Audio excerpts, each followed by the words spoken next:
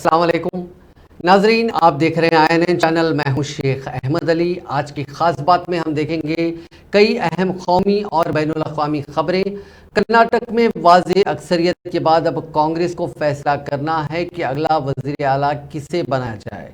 इसके लिए Congress legislatures party की मीटिंग आज बेंगलुरु के शंग्रीला होटल में हुई। DK शिव कुमार और सिद्धारामैया के साथ 3 ऑब्जर्वर्स सुशील कुमार शिंदे, दीपक बावरिया और भंवर जितेंद्र सिंह की मौजूदगी में तय किया गया कि लेजिस्लेचर पार्टी का लीडर कांग्रेस के सदर मल्लिकार्जुन खड़गे चुनेंगे। इस मीटिंग के दौरान शिव कुमार सिद्धारामैया के हामी होटल के बाहर नारेबाजी करते रहे।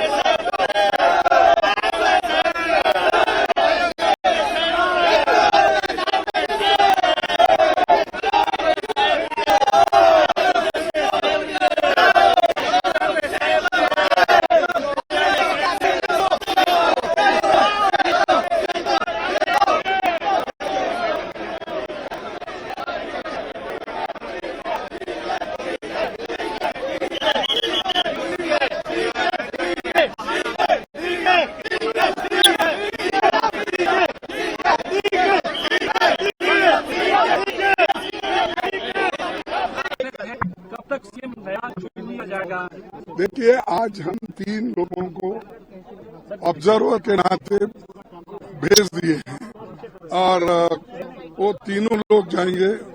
उसमें सुशील कुमार शिंदे जी हैं, बाबरिया हैं और जितेंद्र सिंह है। वो सभी लोग, तीनों लोग ऑब्जर्वर जाकर जो कुछ MLA की राय सुनेंगे, उनकी बात सुनेंगे। उसके बाद हाईकमांड को रिपोर्ट देंगे और हाईकमांड निर्णय लेगा और उचित निर्णय लेगा। और इसको, क्योंकि सरकार को हमको ठीक ढंग से चलाना है और सर्वसम्मति से ये बाहर निकलेगा। आखिरी सवाल, विपक्ष के तमाम नेताओं ने आपकी जीत का स्वागत किया है, कैसे देखते हैं?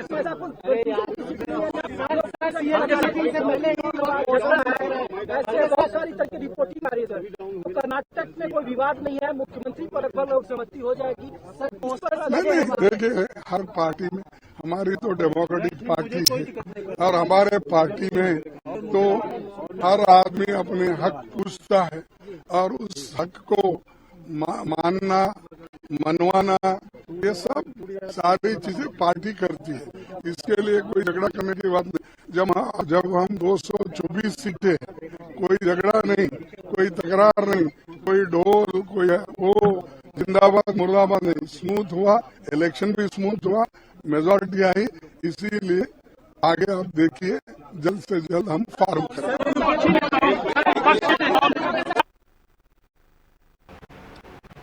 कर्नाटक असेंबली इंतखाबात में शानदार कामयाबी के बावजूद कांग्रेस को राजस्थान सिंड्रोम का खौफ सता रहा है और वजीर आला के ओहदे के लिए सीनियर लीडर और साबिक वजीर आला सिद्धारामैया नेज रियासती कांग्रेस के सदर DK शिव कुमार के दरमियान किसी एक के इंतखाब के लिए मखमसे की सूरत हाल है। ऑल इंडिया कांग्रेस कमेटी के सदर मल्लिकार्जुन खड़गे के जरिए मुंतखब MLAs के लिए होटल के कमरे बुक करने और पार्टी मुबसरीन का मुमकिन दौरा इसका इशारा माना जा रहा है। क्योंकि पार्टी मुबसरीन की आमद एक मामूल की बात है, लेकिन इतनी बड़ी जीत के बाद भी कुछ बेचैनी दिखाई दे रही है। बतौर वज़ीर आला कांग्रेस के लिए बेहतर मुतबादिल कौन है, सिद्धारामैया या शिव कुमार? इस पर फैसला करने के लिए वो हर एक MLA से फीडबैक लेने के लिए बेंगलुरु में है। मौजूदा हालात में पार्टी हाईकमान वज़ीर आला के ओहदे के लिए शिव कुमार की हिमायत कर रही है, क्योंकि उन्होंने सोनिया गांधी से कर्नाटक को अपने मातहत लाने के लिए वाबस्तगी जाहिर की थी। इसके बावजूद शिव कुमार की ताजपोशी की राह में कुछ रुकावटें हैं। मनी लॉन्ड्रिंग से मुतालिक अदालती मामलात में उन पर लटकी तलवार उन्हें परेशान कर सकती है। इसके अलावा वो गिरफ्तारी और कैद से बचने के लिए जमानत पर है। दूसरी तरफ अगर वजीर आला के तौर पर उन्हें अदालतों ने वापस तिहाड़ जेल भेज दिया तो इससे हुकूमत की शबिया को नाकाबिले तलाफी नुकसान पहुंचेगा। दूसरी तरफ सिद्धारामैया के हामी बुनियादी तौर पर इन हकायक को मुबस्सिरीन के सामने पेश कर रहे हैं। अगरचे कि शिव कुमार को आला कमान का आशीर्वाद हासिल है, लेकिन तादाद के लिहाज से सिद्धारामैया मजबूत पोजीशन में है और यही वजह है कि कर्नाटक कांग्रेस को राजस्थान सिंड्रोम का अंदेशा है। गौरतलब है कि राजस्थान में सचिन पायलट कांग्रेस को इख्तियार में लाने की अपनी भरपूर कोशिश के बदले वजीर आला गहलोत के साथ बाविखार ओहदे के लिए झगड़ रहे हैं। गहलोत के इख्तियार में आने के बाद अपना हक ना मिलने पर वो खुद को ठगा हुआ महसूस कर रहे हैं। इससे पहले कांग्रेस ने मध्य प्रदेश में पार्टी को इख्तियार में लाने के लिए सख्त मेहनत करने वाले ज्योतिरादित्य सिंधिया को नजरअंदाज करते हुए कमलनाथ की ताजपोशी कर दी थी। उससे सिंधिया को बगावत करने का मौका मिला और उन्होंने अपने हामियों के साथ पार्टी छोड़कर कमलनाथ हुकूमत को गिरा दिया और बीजेपी में शामिल हो गए, जिससे उन्हें मरकजी काबीना में एक ओहदा और मध्य प्रदेश काबीना में उनके हामियों को हिस्सेदारी मिली। कर्नाटक असेंबली इंतखाबात में कांग्रेस ने 224 में से 135 सीटें जीती हैं। इसके एक दिन बाद शिवसेना कायद संजय रावत ने दावा किया कि मुल्क में मोदी लहर खत्म हो गई है। उन्होंने कहा कि अब हमारी बारी है, मुल्क में अब हमारी लहर आने वाली है। बजरंगबली ने यकीनी तौर से इंतखाबात में हिस्सा लिया था, लेकिन वो बीजेपी के लिए नहीं बल्कि कांग्रेस के साथ थे, जिसका असर नतीजों में दिख रहा है।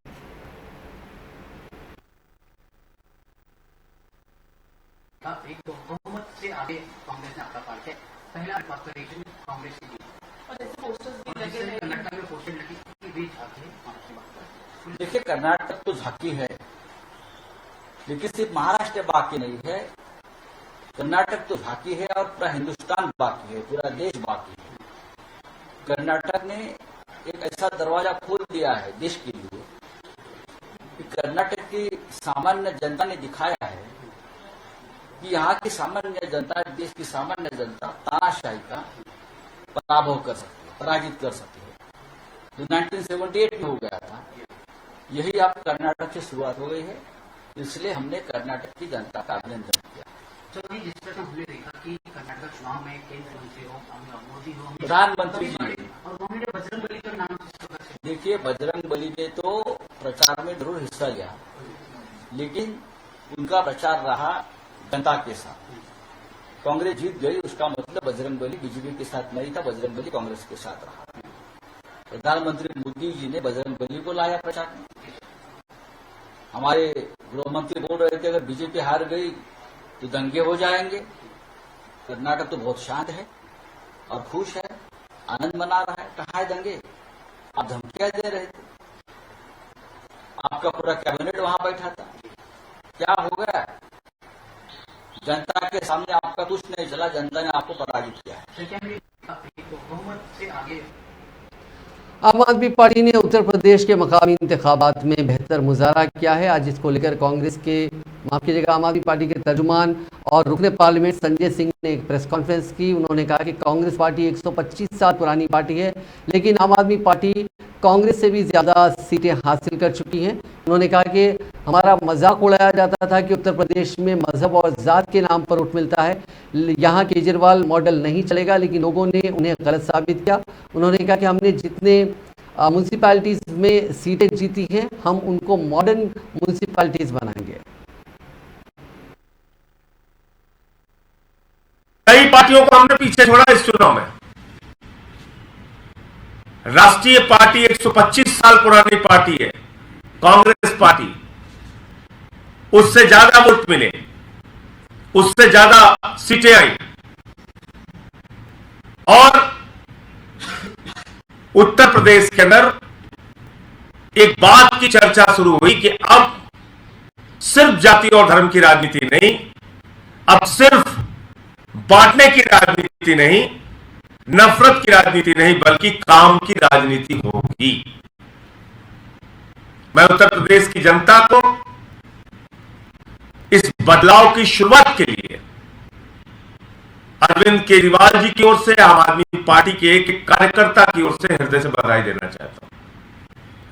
क्योंकि हमसे एक ही सवाल पूछा जाता था कि भाई आप उत्तर प्रदेश में चुनाव क्यों लड़ते हैं, आपको लोग वोट तो देते नहीं। और एक मजाक भी उड़ाते थे, मैं आपको बताऊं, बड़ा बुरा भी लगता था कि भाई यहां तो सिर्फ जाति और धर्म के नाम पे वोट पड़ता है, यूपी में आप लोग परेशान मत होइए, यहां अपनी ऊर्जा मत लगाइए, यहां कोई केजरीवाल जी के मॉडल को नहीं सुनेगा, यहां तो सिर्फ जाति और धर्म के नाम पर वोट पड़ेगा, आप इसके चक्कर में मत पड़िए। लेकिन जनता ने इस बात को गलत साबित किया कि नहीं, सिर्फ जाति और धर्म के नाम पर नहीं, हम इनको भी मौका देंगे। और ये जो नगर पालिका चेयरमैन के चुनाव हमारे कैंडिडेट जीते हैं, इसको हम एक बेहतरीन, एक मॉडल नगर पालिका और नगर पंचायत उत्तर प्रदेश के अंदर बनाने के लिए पूरा प्रयास करेंगे।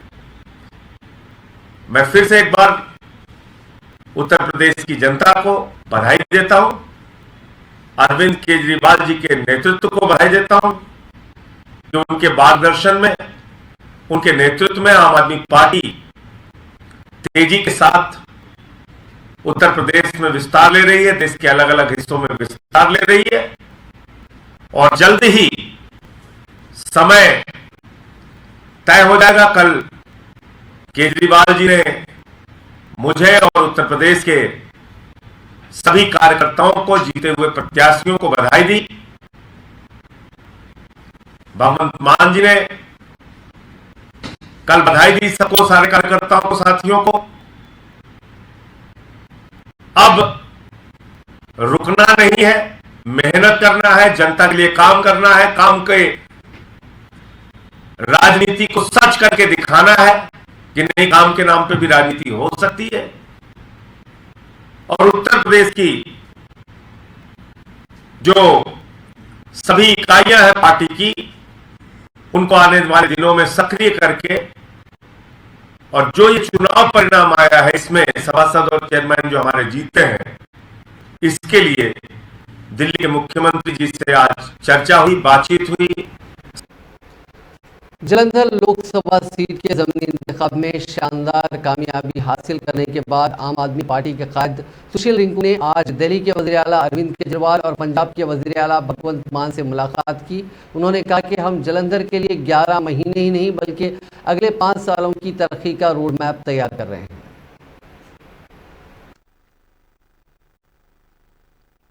अरविंद केजरीवाल भगवंत मान से मुलाकात क्या कुछ कहेंगे, क्या कुछ बातें हुई?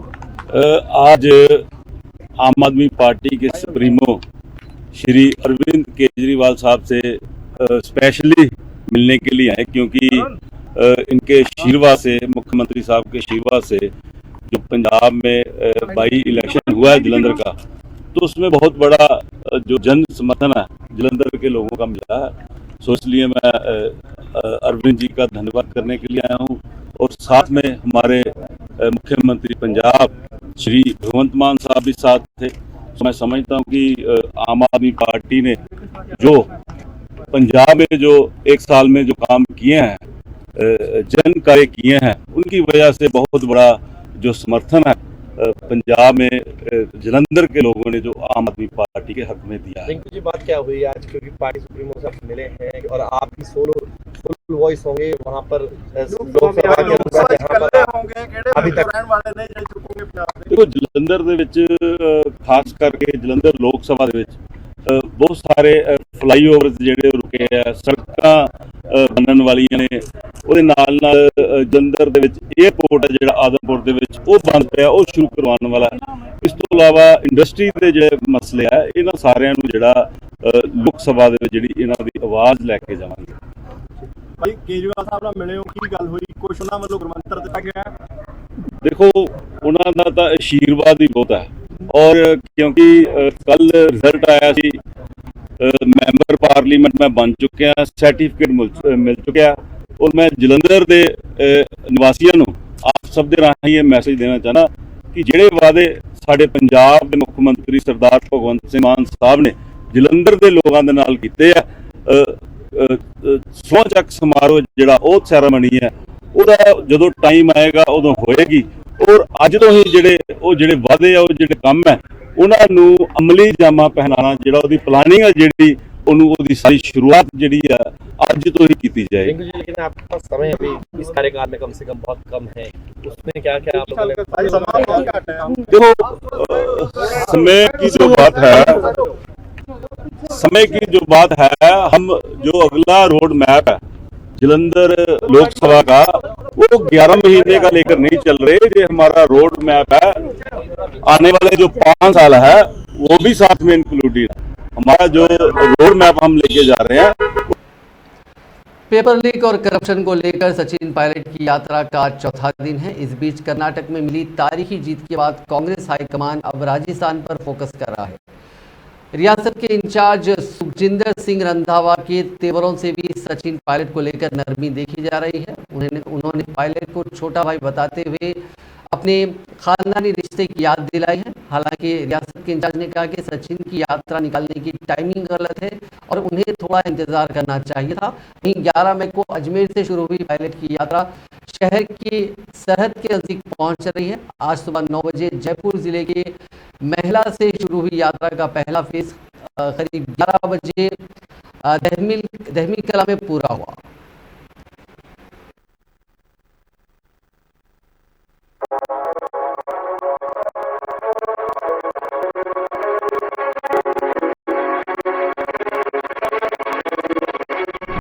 मैं आप लोगों से पूछना चाहता हूँ, क्या नौजवानों के भविष्य को बेहतर जिंदगी बनाने के लिए हम लोग साथ नहीं आ सकते?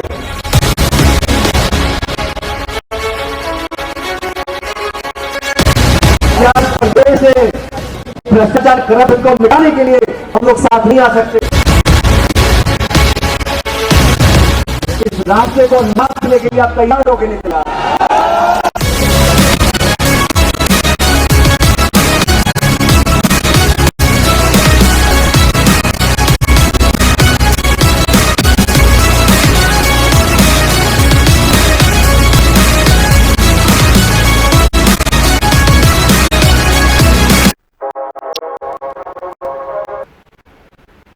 महाराष्ट्र के साबिक वजीर और शिवसेना लीडर आदित्य ठाकरे ने इतवार के रोज दिल्ली के वजीर आला अरविंद केजरीवाल से मुलाकात की। केजरीवाल और आदित्य ठाकरे की मुलाकात तकरीबन 1 घंटे तक जारी रही। कर्नाटक इंतखाबात में कांग्रेस की जीत के फौरन बाद केजरीवाल की ठाकरे से मुलाकात के कई मायने निकाले जा रहे हैं। माना जा रहा है कि कर्नाटक में कांग्रेस की जीत से न सिर्फ कांग्रेस खुश है बल्कि दीगर पार्टियों ने भी महसूस करना शुरू कर दिया है कि 2024 में मोदी का किला हिल सकता है। कर्नाटक असेंबली इंतखाबात के बाद अब अपोजिशन इतिहाद मजबूत होता नजर आ रहा है। माना जा रहा है कि अब 2024 के लोकसभा इंतखाबात की बिसात शुरू हो गई है। केजरीवाल और शिवसेना यूटीपी लीडर आदित्य ठाकरे की मुलाकात भी इस सिलसिले का हिस्सा हो सकती है, क्योंकि इन सब का हदफ अब बीजेपी को शिकस्त देना माना जा रहा है। वजीर आजम नरेंद्र मोदी ने इतवार के रोज दिल्ली की national gallery of modern art का दौरा किया। पीएम ने वहां एक आर्ट जनशक्ति एग्जीबिशन में आर्टिस्ट की जानिब से बनाए गए आर्ट वर्क को देखा और उसकी तारीफ की। आर्ट गैलरी में जनशक्ति नाम का ये एग्जीबिशन पीएम मोदी के मन की बात प्रोग्राम के 100वें एपिसोड के पूरे होने पर लगाया गया था। इस एग्जीबिशन को जानी मानी क्यूरेटर अलका पांडे ने तैयार किया है।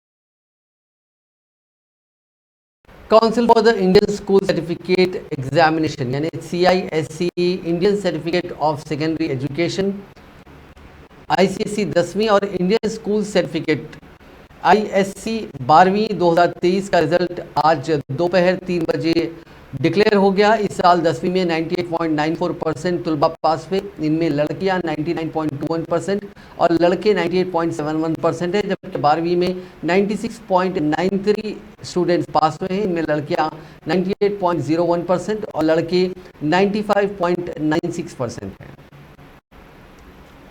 इंडियन नेवी में शामिल नए वॉरशिप INS मोरमुगाओ से ब्रह्मोस मिसाइल का कामयाब तजुर्बा किया गया। मिसाइल ने सीधा टारगेट को हिट किया। INS मोरमुगाओ को इंडियन नेवी के वॉरशिप डिज़ाइन ब्यूरो ने डिज़ाइन किया है। अब हथियारों से लैस दुनिया का सबसे मॉडर्न मिसाइल कैरियर है। मोरमुगाओ एक स्टिल्थ गाइडेड मिसाइल डिस्ट्रॉयर है, जिसका 75% हिस्सा मुल्क में ही बनाया गया। इंडियन नेवी के मुताबिक ये P-15 ब्रावो प्रोजेक्ट का दूसरा जहाज़ है। P-15B प्रोजेक्ट के तहत 4 वॉरशिप बनाए जा रहे हैं। इनमें से विशाखापट्टनम और मोरमुगाओ इंडियन नेवी को सौंप दिया गया है। बाकी 2 सूरत और इम्फाल में हैं, जिन्हें जल्द ही नेवी में शामिल कर लिया जाएगा। कर्नाटक के DGP प्रवीण सूद को सेंट्रल ब्यूरो ऑफ इन्वेस्टिगेशन का नया डायरेक्टर अपॉइंट किया गया है। 1986 बैच के IPS ओहदेदार सूद 2 साल तक इस ओहदे पर रहेंगे। CBI के मौजूदा डायरेक्टर सुबोध कुमार जायसवाल का टर्म 25 मई को खत्म हो रहा है। उसी दिन सूद ज्वाइन कर सकते हैं। प्रवीण सूद हिमाचल प्रदेश के कांगड़ा के रहने वाले हैं। सूद IIT दिल्ली से ग्रेजुएट और IIM बेंगलुरु से पोस्ट ग्रेजुएट हैं। वो 22 साल की उम्र में पुलिस सर्विसेज में आए। वो बेल्लारी और रायचूर जिले में SP रहे हैं। इसके अलावा बेंगलुरु और मैसूरू में वो DCP भी रहे। सूद को 1996 में CM की जानिब से गोल्ड मेडल मिल चुका है। इसके अलावा 2002 में पुलिस मेडल और 2011 में विशिष्ट सेवा के लिए सदर जमहूरिया की तरफ से उन्हें पुलिस मेडल दिया गया था। महाराष्ट्र के अकोला के पुराने शहर में हफ्ते की रात 11:30 बजे सोशल मीडिया पोस्ट पर 2 ग्रुपों के दरमियान पुरतशद्दुद झड़पें हुई, जिनमें चंद अफराद जख्मी हो गए। इस वाक़े के बाद इंतजामिया ने शहर में सेक्शन 144 नाफिज कर दी है। ताहम हुक्काम का कहना है कि सूरत हाल काबू में है। एडिशनल SP मोनिका रावत ने कहा कि पुरतशद्दुद तसादुम में एक शख्स की हलाकत का खदशा है। इसकी एक मुबैना वीडियो सामने आई है, जिसमें दोनों ग्रुपों के अरकान को एक दूसरे पर पथराव करते, गाड़ियों को नुकसान पहुंचाते और सड़कों पर हंगामा करते हुए देखा जा सकता है। अकोला जिला कलेक्टर नीमा अरोड़ा ने कहा कि इन झड़पों के बाद शहर में सेक्शन 144 नाफिज कर दिया गया है। तमिलनाडु में इतवार के रोज जहरीली शराब पीने से 3 लोगों की मौत हो गई और 11 लोग अस्पताल में भर्ती हैं। ये वाकया विल्लुपुरम इलाके का है। पुलिस के मुताबिक हफ्ते को एक प्रोग्राम के दौरान इन सभी लोगों ने शराब पी थी। सभी को देर रात उल्टी होने लगी, उन्हें अस्पताल में भर्ती कराया गया। उनमें से 3 की जान चली गई और 11 लोगों का अभी भी इलाज चल रहा है। नारकोटिक्स कंट्रोल ब्यूरो और इंडियन नेवी की टीम ने हफ्ते के रोज बड़ी कार्रवाई करते हुए केरल के साहिल के पास 12,000 करोड़ की ड्रग्स जब्त की है। जब्त किए गए जत्थे में मेथाम्फेटामाइन, हेरोइन और चरस भी शामिल है। मुस्लिम नाव के जरिए इन ड्रग्स को समुद्री रास्ते के जरिए पाकिस्तान से हिंदुस्तान ला रहे थे। NCB के डिप्टी डायरेक्टर संजय कुमार सिंह ने बताया कि NCB और इंडियन नेवी ने ज्वाइंट ऑपरेशन को अंजाम देते हुए इस ड्रग्स को सीज किया है। बिहार के भोजपुर जिले के आरा में एक दिल दहला देने वाला वाकया सामने आया। 2 बदमाशों ने भरे बाजार में अमरावती देवी के शोहर को गोली मारकर कत्ल कर दिया। सड़क के बीचों बीच बदमाशों ने भागकर सरदार के शोहर को गोली मारी। ये सारा वाकया मौके पर नस्ब CCTV कैमरे में कैद हो गया। कत्ल की वारदात को अंजाम देने के बाद बदमाश मौके से फरार हो गए। इस कत्लेआम के बाद पूरे इलाके में कोहराम मच गया। मुश्तइल लवाहिकीन और अहले खाना ने लाश सड़क पर रखकर जाम लगा दिया। मकतूल के बेटे ने अपने वालिद के कत्ल का इल्जाम साबिक मुखिया के शोहर पर लगाया। ये मामला इतवार की सुबह का है। बताया जा रहा है कि आरा के बिरहारा ब्लॉक की मगरिबी गुंडी पंचायत की सरबराह अमरावती देवी के शोहर महेंद्र यादव उर्फ मुन्ना यादव को कृष्णगढ़ OP थाना इलाके के सराया बाजार में बदमाशों ने गोली मारकर हलाक किया। बताया जा रहा है कि मुन्ना अपने पंचायत इलाके में किसी काम से आया था और बाइक से घर लौट रहा था। इसी दौरान 2 बदमाश पहले ही घात लगाकर बैठे उनका इंतजार कर रहे थे। मुन्ना जैसे ही बाजार में पहुंचा, बदमाशों ने फायरिंग शुरू कर दी। गुजरात के बोटाद शहर में हफ्ते को कृष्णा सागर तालाब में डूबने से 5 बच्चों की मौत हो गई। तालाब में 2 बच्चे नहाने उतरे थे। नहाने के दौरान दोनों गहराई में जाकर डूबने लगे। दोनों की चीखों पुकार सुनकर किनारे बैठे दीगर 3 लड़के एक एक करके तालाब में कूद गए। इस तरह 5 के डूबने से मौत हो गई। मरने वाले सभी बच्चों की उम्र 13 से 17 साल के बीच है। सभी एक ही इलाके के रहने वाले हैं। हादसे की जानकारी मिलते ही पुलिस की टीम वहां पहुंची। साथ ही फायर ब्रिगेड के अमले को भी बुलाया गया और माहिर तैराकों की मदद से उनकी नाशों को बाहर निकाला गया। कौमी दारुलहुकूमत दिल्ली, मगरबी उत्तर प्रदेश और हरियाणा समेत शुमाली और वसती हिंदुस्तान में दर्ज हरारत में इजाफे के साथ ही मुल्क के बेशतर हिस्सों में लू चलने के आसार हैं। हिंदुस्तानी महकमे मौसमियात के मुताबिक इतवार को मगरबी मध्य प्रदेश और विदर्भ में लू चलने के आसार हैं। मगरबी मध्य प्रदेश, विदर्भ, मध्य प्रदेश, मगरबी राजस्थान और गुजरात के कुछ हिस्सों में शदीद गर्मी रिकॉर्ड की गई। दर्जे हरारत में मुसलसिल इजाफा हो रहा है और बाहरी इलाकों में दर्जे हरारत 40 डिग्री सेंटीग्रेड तक पहुंच चुका है। साइक्लोन मोका बांग्लादेश के साहिल पर पहुंच चुका है। इसके चलते म्यांमार के भी कई इलाकों में तेज बारिश हो रही है। एक रिपोर्ट के मुताबिक वहां 195 किलोमीटर फी घंटे की रफ्तार से हवाएं चल रही हैं और इसका 250 किलोमीटर फी घंटे की रफ्तार तक पहुंचने का इम्कान है। बांग्लादेश के महकमे मौसमियात ने कहा कि मोका पिछले 2 दशकों में मुल्क में आया सबसे ताकतवर तूफान हो सकता है।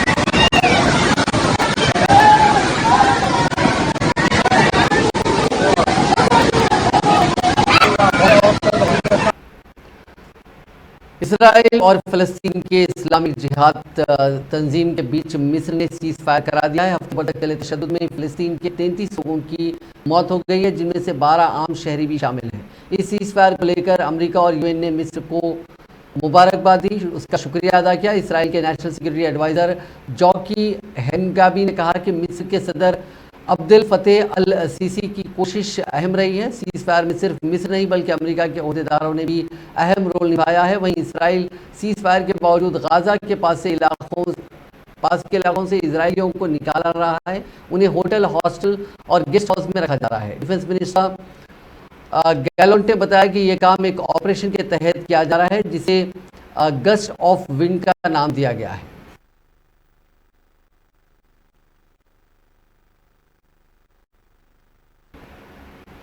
रूस के 2 जेट्स और 2 हेलीकॉप्टर को यूक्रेन के बॉर्डर के पास मार गिराया गया। इनमें Su-34 fighter bomber, Su-35 fighter jet और 2 मिनी 8 हेलीकॉप्टर शामिल हैं।